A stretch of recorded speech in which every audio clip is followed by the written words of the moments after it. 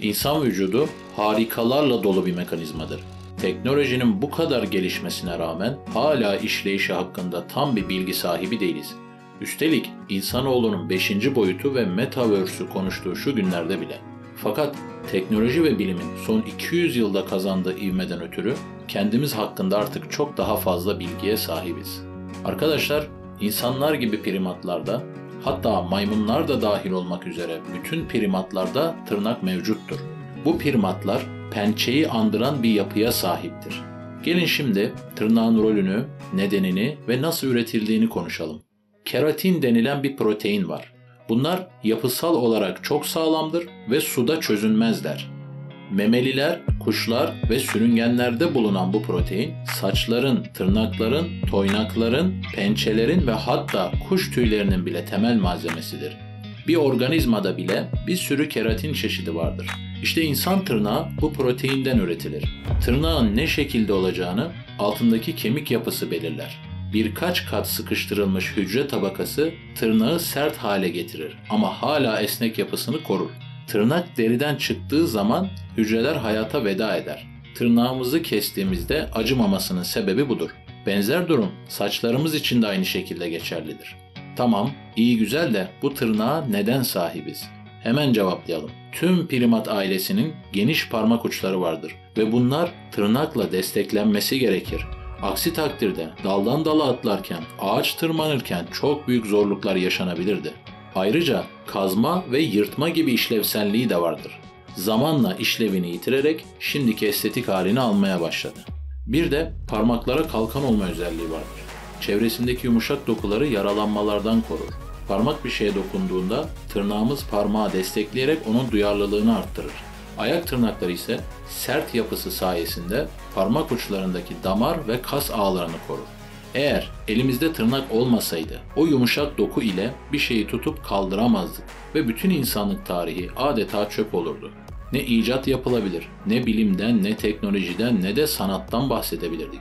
Resim çizemez, heykeltıraşlık yapamaz, düzgün avlanamaz, tarım toplumu bile olamazdık.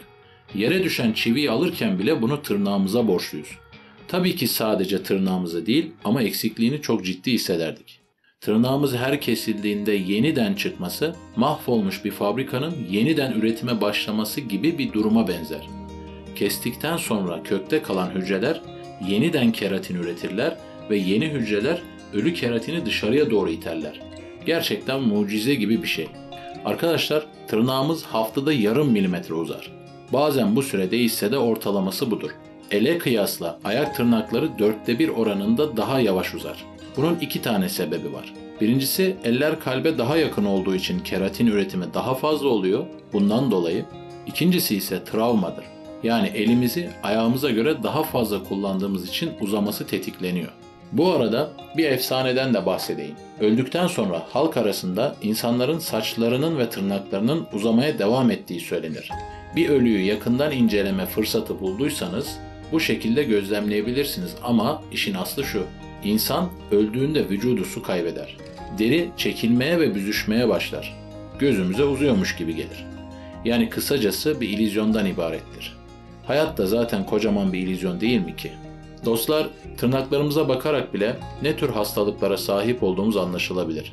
Çoğunlukla sarı tırnaklar mantar enfeksiyonunun göstergesi olabilir.